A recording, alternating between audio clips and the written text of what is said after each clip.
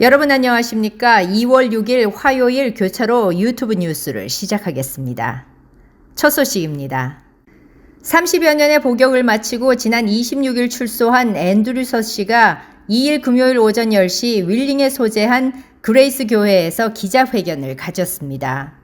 이날 기자회견에서 서 씨는 새로운 가족들과 그레이스 교회의 성도들을 비롯한 한인 동포들의 기도와 성원이 감옥에서의 어두운 시간을 견뎌낼 수 있는 빛이 되어 주었다. 진심으로 감사한다는 인사로 말문을 열었습니다. 과거의 잘못을 회개하며 겸손한 자세로 우리 사회에 봉사하며 살겠다고도 말했습니다. 자신이 19세에 무모하게 벌인 일을 회고하면서 특별히 청소년들에게 꼭 하고 싶은 말이 있다며 나를 보고 배워라. 나에게는 이런 일이 일어나지 않을 거라고 만용을 부리지 말라고도 당부했습니다. 절대 혼자가 아니니 어떤 상황이 닥치든 주변에 도움을 구하고 요청한다면 자신도 언제든지 도울 것이다 라고 말했습니다. 그는 일주일 전까지도 이런 상황을 상상하지 못했다. 아직 실감이 나지 않는다. 그 사이 세상이 많이 변했다. 인터넷을 비롯한 많은 것들을 하나씩 배우며 앞으로의 계획을 세워가겠다고 사회와 격립했던 30년의 세월을 채워나갈 기대와 희망을 비췄습니다. 회견 중 한 청중은 지금은 100세 시대이니 앞으로 삶이 절반이나 남았다. 꿈을 가지고 살라고 그를 격려했습니다. 일리노이주 톨웨이가 지난 1월 기존 플라스틱 아이패스 트랜스펀더를 스티커 태그로 교체한다고 발표했습니다.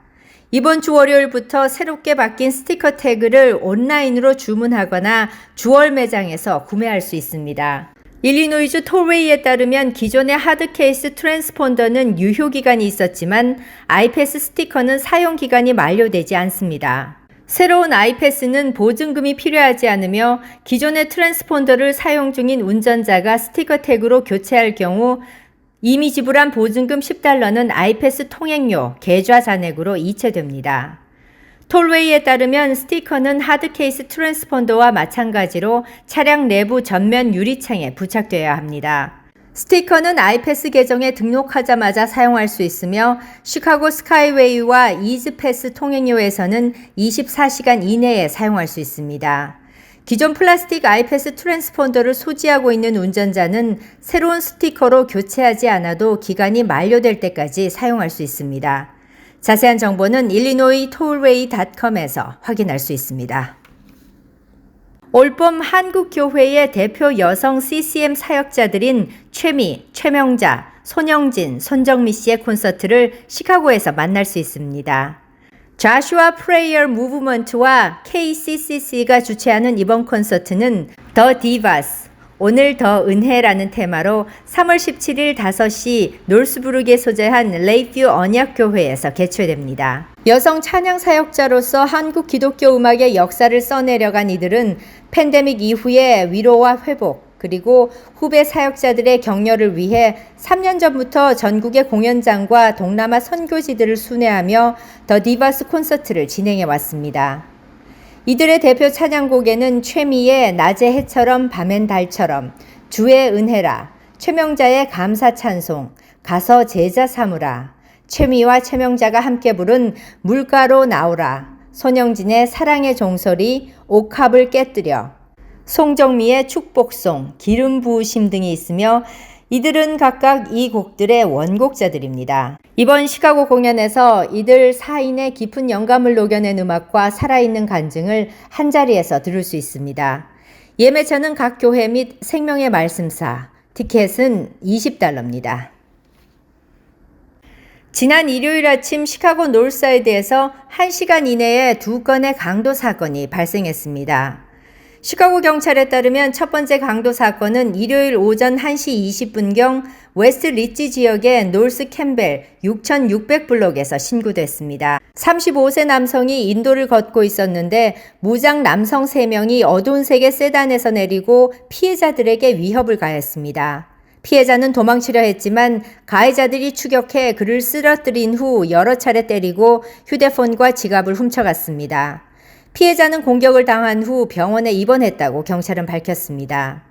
연이어 오전 2시 33분경 노스 캠벨 7400블락에서는 19세 남성과 20세 여성이 주차된 차에 앉아 있을 때 무장 남성 3명이 파란색 세단에서 내려 총구를 겨누며 차에서 내리라고 명령했습니다. 그런 다음 용의자들은 남성을 여러 차례 주먹으로 때리고 발로 차기 시작했으며 피해자들의 지갑과 휴대폰을 모두 훔쳐 현장을 빠져나갔습니다. 피해자는 치료를 거부했다고 경찰은 밝혔습니다. 두 사건 모두 용의자가 구금된 상태는 아니며 수사관들이 사건을 계속 수사하고 있습니다. 시카고에 본사를 둔 오랜 가구 체인점인 더 룸플레이스가 챕터 11 파산 보호 신청을 제출하고 인디애나폴리스 지역의 6개 지점을 포함한 8개 매장을 폐쇄했습니다. 100년 이상의 역사를 자랑하는 더 룸플레이스는 보도자료를 통해 일리노이주 피오리아, 위스콘신주 케노샤, 인디애나주 중부 6개 지역의 매장 폐쇄를 포함한 구조조정 계획을 발표했습니다. 회사 측은 챕터 11 파산 신청의 보호를 활용해 예상 매출 및 경제 현실에 맞춰 비용을 조정할 것이라고 밝혔습니다. 블루스 버먼 CEO는 이번 조치로 인해 더 룸플레이스가 시카고 지역 18개 매장 강화에 다시 집중할 수 있게 됐으며 이 매장은 정상 영업시간에 맞춰 운영될 것이라고 말했습니다. 매장 폐쇄 판매에 대한 구체적인 날짜는 아직 발표되지 않았습니다. 폐쇄 대상 매장 목록은 화면과 같습니다. 시카고에서 가장 명망 높은 청소년 오케스트라 중 하나에 단원으로 합류해 음악가로서 성장할 수 있는 기회가 열렸습니다. 청소년 심포니 오케스트라는 청소년 오케스트라 및 실내악 프로그램을 위한 7세에서 18세를 대상으로 한 가을 24 오디션을 발표했습니다. 청소년 심포니 오케스트라의 디렉터 니콜라스 월리는 우리 오디션은 음악적 우수성과 평생 우정의 세계로 가는 관문이다라며 젊은 음악가들의 다양하고 재능 있는 소리를 빨리 듣고 싶다고 말했습니다. 청소년 심포니 오케스트라는 음악에 있어서 재미있고 도전적이며 포괄적인 경험을 제공하는 단체로서 회원이 될 경우 최고 수준의 전문가의 지원과 함께 성장하는 특별한 커뮤니티에 참여하는 혜택을 누릴 수 있습니다.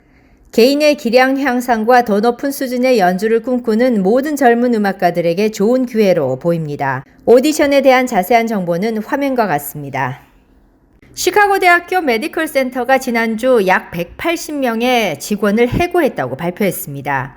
시카고 대학 메디컬 센터는 성명을 통해 이번 결정은 어렵게 내린 결정이지만 우리의 사명을 완수하고 우리가 제공하는 진료의 질을 향상시키는 데 필요하다고 해고 배경을 밝혔습니다. 지난주 해고된 직원들은 해고 사실을 통보받고 퇴직금을 수령한 것으로 알려졌습니다. 시카고 대학교 메디컬 센터는 어떤 직종이 해고됐는지 명시하지 않았지만 대부분 환자를 직접적으로 대면하는 직종은 아니라고 밝혔습니다. 시카고 대학 의료센터에는 약 13,000명의 직원이 근무하고 있으며 이달 전체 직원의 2% 미만을 해고했습니다. 펜실베니아주의 펑스타우니 필이 2월 2일 그라운드혹 데이를 맞아 올해는 이른봄이 올 것을 예측했습니다. 매년 입출 무렵 열리는 2월 2일 그라운드혹 데이를 맞아 펜실베니아의 실페슈타니시에서 이날 수백 명이 새벽녘 점쟁이 털다람쥐 마못의 동면 굴 앞에 운집했습니다. 그라운드혹 데이는 미국과 캐나다에서 매년 2월 2일에 열리는 기념일로 그라운드혹, 즉 마못이라는 동물을 가지고 겨울이 얼마나 남아있는지를 점치는 날로 알려져 있습니다.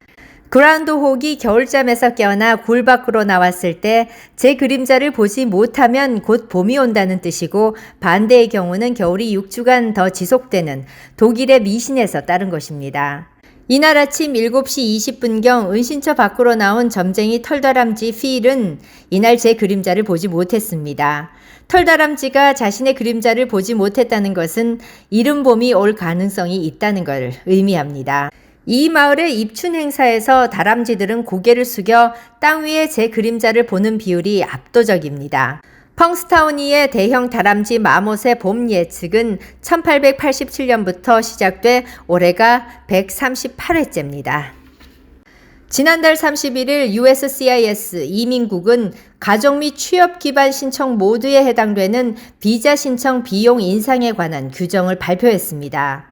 결혼 영주권 신청서와 함께 무료로 제출할 수 있던 I-765와 I-131 역시 각각 $260와 $630로 바뀝니다.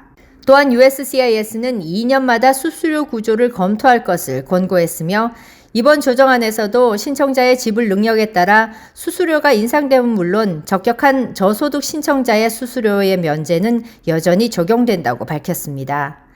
이는 2016년 이후 첫 인상이며 각 항목별 인상안은 화면과 같습니다. 소고기 재고가 몇 년간 지속된 가뭄 등으로 인해 사상 최저치를 기록한 것으로 전해졌습니다. 폭스 비즈니스에 따르면 농무부는 올해 전국 유구 재고량이 2,820만 마리로 1970년대 이후 최저치를 기록했다고 밝혔습니다. 전년 대비로는 2% 감소한 수치입니다. 이는 소고기 가격 상승의 원인이라고 폭스 비즈니스는 설명했습니다.